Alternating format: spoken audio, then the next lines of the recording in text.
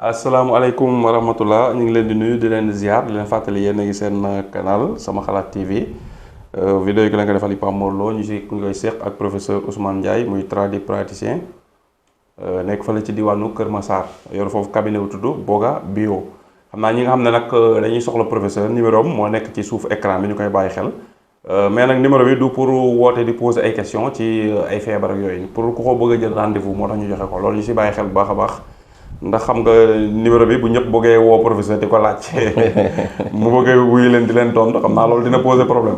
voilà ñu koy bàyyi xel bu baax loolu te am na ñoo xam nag malheureusement dañuy jël numéro yi bëgg téye la 1 heure de temps di waxtaan. te nit ki mën na am ker sa coupé la te fekk yaa ngi koy lor yaa ngi tax mënul def leneen. loolu kon ñu si bàyyi xel bu baax a baax waa numéro bi pour jël rendez-vous kese moo taxoon ñu laaj ko professeur def ko ci vidéo yi loolu ngeen bàyyi ko xel pour ñu koy woo. professeur vidéo bi dañuy ñëw ci plante de la semaine nga xam ni chaque semaine dañ koy def muy gàncaxu semaine bi yoon nag ñi ngi taamu gàncax goo xamante ni moo ngi tudd nénuphar maa yow la ñuy bàyyi nga wax ñu mooy ban xeetu gàncax ak ay njariñam ci wàllum faj wala ci wàllum wér-gu-yaram ak naka la ko Sénégalais yi mën a jëfandikoo. waaw asalaamaaleykum sëñ Pape maa ngi lay nuyu di la ziar di nuyu mbokku internet yëpp. comme ni nga ko waxee rek gàncax yi moom defe naa ni du jeex wala du gaaw a jeex. chaque jour rek am na ci boo xam ne bu ñu waxtaanee nga ne gongo. waaw ndax dañoo bari. donc bu ko defee nénuphar moom gàncax la goo xamante ni bëri na njëriñ. donte ñu bëri xam naa mën nañ koo umpule.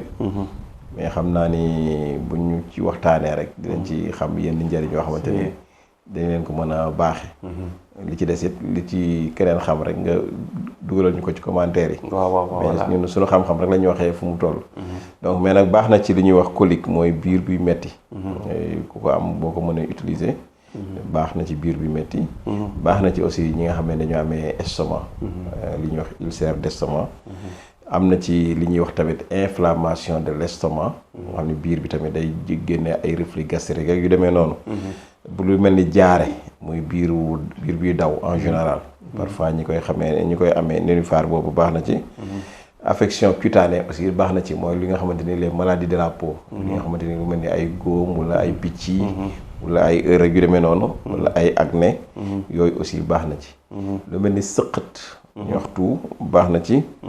wala lu ñuy wax gorge irritée maanaam lu mel ni baat bi dafay xasan wala yu demee noonu ci gorge bi doon tamit baax na ci mais aussi baax na ci wàllu kàttanu sëy parce que c'est un peu aphrodisiaque am na tuuti aphrodisiaque mais dose bu ndaw nag nga ciy def baax na ci aussi ci ñi nga xamante ñi amee insomnie nga xamante ni pour ñu nelaw du leen yomb dina leen jafe parfois ñi amee stress aussi parfois nénuphar boobu bu ñu koy utiliser baax na ci ñoom ñi nga xam ne dañuy amee rhume mooy genre soj wala lu mel ni grippe yooyu aussi buñ koy utiliser yàlla mën na ci def saafara am na ci ñoo xam ne aussi dañuy amee tànk yu metti parfois dañuy waxee lu mel ni rhumatisme ay arthrose yooyu aussi nénuphar bi baax na ci donc yooyu daal lañ ci xamoon ci ay njariñam yoo xamante ni ku ko utiliser moom yàlla mën na ci def tawféex. incha allah balaa ñëw nag ci maanaam nan lañ koy jëfandikoo dose bi ñu ñëw ci garab gi ci boppam. am na ñoo xam boo nee nénuphar rek mu réer la. waaw xam naa ne du neex a wax ci olof. moom laa bëggoon wax ci commencement bi. ci wolof waaw du neex a comprendre wala boo ko xamee boog nga baaxee ñu ko. waaw man daam na nuñ ko daan waaye ñun temps xale. waaw dañ ko daan uti ci délégué yooyu. waaw mooy comme nan maanaam ci olof. càqaar waaw càqaar lañ ko daan garabu càqaar. waaw mën na nekk rek man olof bi moom des naa ko miin bu baax. ñun noonu lañ ko tuddee woon. garabu càqaar. waaw temps booy daal ñun dañ doon dem dex meew. waaw ci dex yi waaw dex meew côté géej waay noonu. ok bu ñu fa daan dem dañ ko daan ut parce que dafay am doom. day am doom bi day am ci biir lu mel ni cere. te xaw a niin waaw ñun loolu lañ daan uti pour lekk ko. ok xam nga day sax ci kaw ndox mi ci ndox mi lay sax yu rëy lay am. yu yaatu nii. feuilles yi tege ci kaw ndox mi. léeg-léeg bu dee déeg wala kii boo xam ne daa am ay mbott yi ci kaw sax la ñuy génn di taxaw ci kaw feuilles yi. waaw loolu mooy nénuphar pour ñu ko xamul.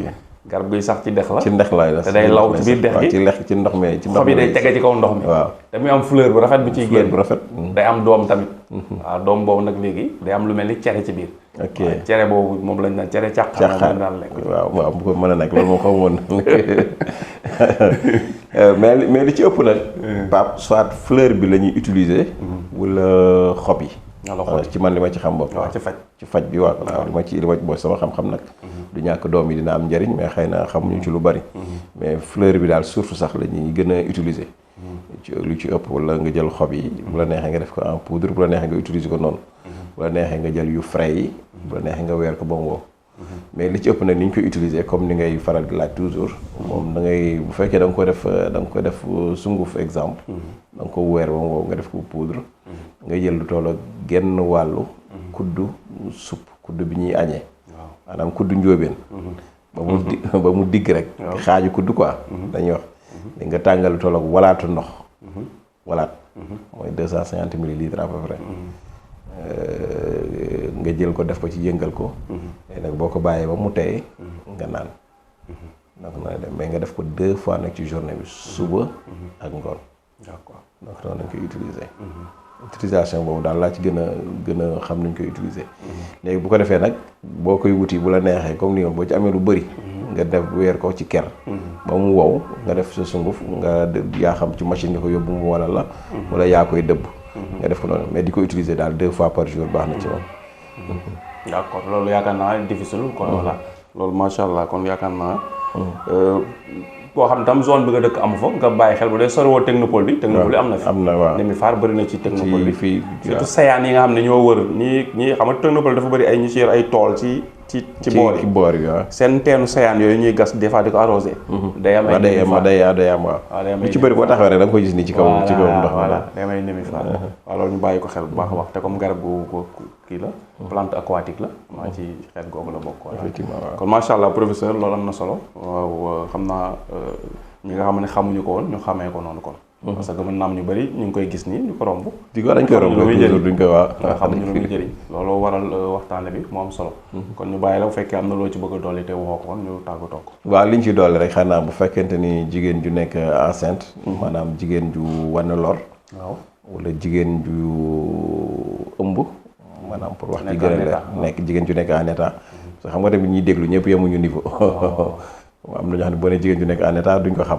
am na ñoo xam ne boo nee jigéen ju ne war na lor duñ ko xam bu dee xale yu ndaw yi. dëgg la bu dee ñenn ñi nga xamante ni duñ ay intellectuel jànguñu boo nee jigéen ju nekk en état mën nañ ko bañ a xam. mais daal li wóor moo yooyu yëpp benn la mooy jigéen ju nekk en état jigéen ju war na lor wala jigéen ju ëmb. moo gën a leer ci suñuy olof. waaye jigéen ju ëmb du ko jël. buñ ko c'est déconseillé bu mu ko utiliser.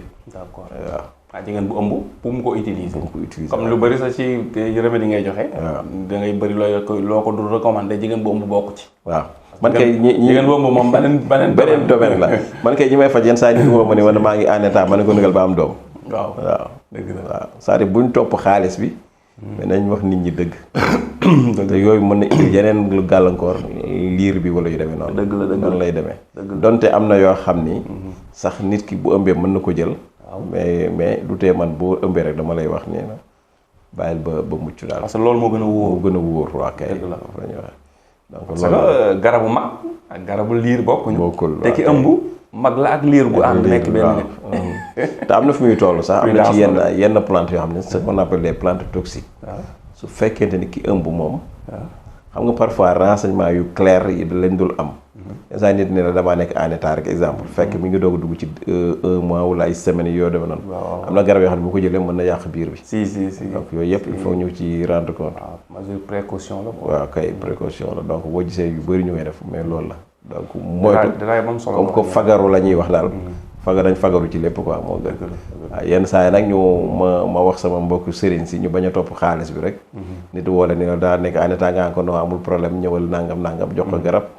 aussi non bàyyi ko lim la war a jox bu nekkee sa wërsëg di nga ci jot bu nekkul sa wërsëg nga xam ni. dëgg la waroo cee jot. waaw wéri moom nag ku nekk xam ne rek sa wërsëg moom. yàllaa ko yor mais doomu aadama yoru ko. jërëjëf professeur jërëjëf merci. kon ñu leen di jox rendez-vous vidéo bii di ñëw incha allah jërëjëf. jërëjëf merci.